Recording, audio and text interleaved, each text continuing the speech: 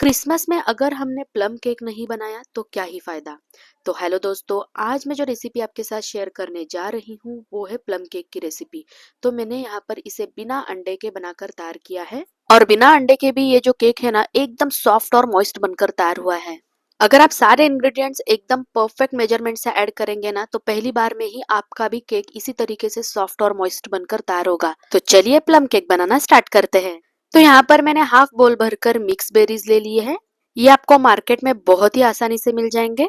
तो यहाँ पर अब हम क्या करेंगे, इन मिक्स बेरीज को एक बड़े से बोल में ऐड कर लेंगे। इन बेरीज में अब हम ऑरेंज जूस ऐड कर लेंगे। तो ऑरेंज जूस मैंने फ्रेशली घर पर बनाया था, तो यहाँ पर मैंने हाफ बोल भरकर ऑरेंज जूस इसमें ऐड करके रख दिया है। अब हम इसे 1 घंटे के लिए साइड में रख देंगे और तब तक मैंने यहाँ पर गैस पर एक पैन चढ़ा लिया है। तो इसी में अब हम 3/4 बोल भरकर शक्कर इसमें ऐड कर लेंगे।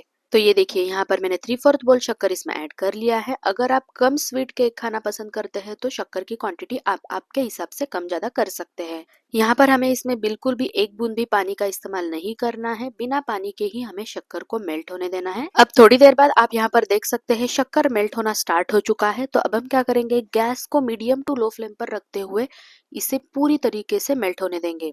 अब थोड़ी देर बाद आप यहाँ पर देख सकते हैं जो शक्कर है वो पूरी तरीके से मेल्ट हो चुकी है। तो अब हम गैस को लो फ्लेम पर रखते हुए इसे 1 से 2 मिनट के लिए पका लेंगे। जब तक इस सिरप का कलर जो है वो डार्क ब्राउन नहीं हो जाता तब तक हमें इसे पकाना है।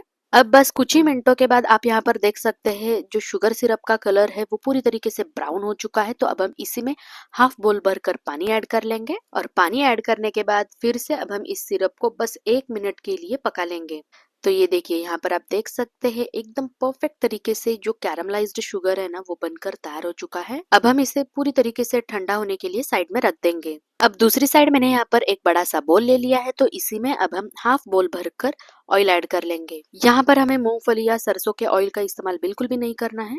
ऑयल ऐड करने के बाद अब हम इसी में हाफ बोल भरकर दूध ऐड कर लेंगे। तो यहाँ पर सारी चीजें आपको सही मेजरमेंट के साथ ही ऐड करनी है। दूध ऐड करने के बाद अब हम इसी में 1 टीस्पून भरकर वैनिला एसेंस ऐड कर लेंगे। तो यहाँ पर सारे इंग्रेडिएंट्स ऐड करने के बाद अब हम इसे हैंड ब्लेंडर से 2 से 3 मिनट के लिए इस तरीके से कंटिन्यूअसली मिक्स कर लेंगे। तो ये देखिए यहाँ पर ये अच्छे से मिक्स हो चुका है। तो अब हम इसी में जो ड्राई इंग्रेडिएंट्स होते हैं उन्हें अब हम इसमें ऐड कर लेंगे। सारे इंग्रेडिएंट्स को हमें छान कर ही इसमें ऐड कर लेना है। तो इसीलिए मैंने यहाँ पर एक छन्नी ले ली है। इसी में अब हम 1 बोल भरकर मैदा ऐड कर लेंगे। तो यहाँ पर मैं आज मैदा का इस्तेमाल करके प्लम केक बना रही हूँ। आप चाहे तो गेहूं के आटे से भी प्लम केक बना सकते हैं।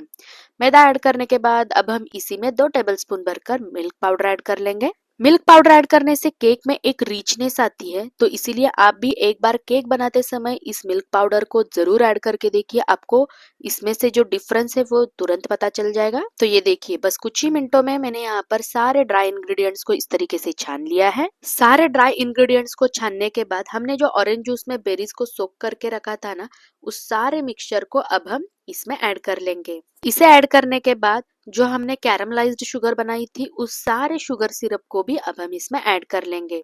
तो ये देखिए यहाँ पर मैंने कैरमलाइज्ड शुगर को भी इसमें ऐड कर लिया है। कैरमलाइज्ड शुगर और बेरीज इसमें ऐड करने के बाद एक बार अब हम इन सारे इंग्रेडिएंट्स को अच्छे से मिक्स कर लेंगे। इसे मिक्स करने में आपको बिल्कुल भी परेशानी नहीं होगी, बहुत ही कम समय में ये एकदम फटाफट से मिक्स होता है। तो ये देखिए बस कुछ ही मिनटों में जो केक का बैटर है वो अच्छे से मिक्स हो चुका है। तो अब हम इसी में 1 टीस्पून इतना baking powder, half teaspoon baking soda और 1 पिंच इतना सॉल्ट भी इसमें ऐड कर लेंगे। तो यहाँ पर मैंने सारे इंग्रेडिएंट्स इसमें ऐड कर लिए हैं। तो अब हम हैंड ब्लेंडर से फिर से इसे 1 से 2 मिनट के लिए इसी तरीके से कंटिन्यूअसली मिक्स कर लेंगे। जैसे जैसे आप बेकिंग पाउडर और बेकिंग सोडा को बैटर के साथ मिक्स करते जाएंगे ना, जो बैटर है वो हल्का होना स्टार्ट हो जाएगा। अब थोड़ी देर बाद आप यहाँ पर देख सकते हैं जो केक का बैटर है वो कितनी बढ़िया तरीके से फूल चुका है। और इसी के साथ यहाँ पर आप जो केक के बैटर की कंसिस्टेंसी है वो भी आप यहाँ पर देख सकते हैं। जो केक के बैटर की कंसिस्टेंसी है वो काफी थिक है। तो यहाँ पर आप देख सकते हैं मैंने इसमें बिल्कुल भी एक्स्ट्रा पानी का इस्तेमाल नहीं किया है। इसके बाद मैंने यहाँ पर एक केक टिन लिया है। केक टिन को मैंने घी लगाकर पहले से ही थोड़ा सा मैदा स्प्रिंकल करके ले लिया है, जिससे बेक होने के बाद जो केक है ना वो बिल्कुल भी टिन के साथ चिपकेगा नहीं। तो चलिए अब हम इस बर्तन में हमने जो केक का बैटर बनाकर तैयार किया है ना उसे ट्रांसफर कर लेते हैं। तो ये देखिए यहाँ पर मैंने केक के बैटर को इसमें ट्रांसफर कर लिया है। बैटर ट्रांसफर करने के बाद अब हम इसके ऊपर थोड़े से कैशो के पीसेस ऐड कर लेंगे, जिससे केक जो है ना वो दिखने में बहुत ही बढ़िया दिखेगा। इसी के साथ अब हम इसके ऊपर थोड़े से टूटी फ्रूटी भी स्प्रिंकल कर लेते हैं, जिससे जो केक है ना वो बहुत ही अट्रैक्टिव दिखेगा।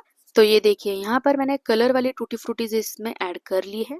टूटी फ्रूटीज ऐड करने के बाद अब हम इसके ऊपर थोड़े से बेरीज भी स्प्रिंकल कर लेंगे, जिससे ये दिखने में और भी लाजवाब दिखेगा।